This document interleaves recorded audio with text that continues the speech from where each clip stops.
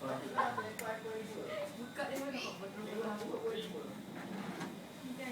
Kita tu phone dan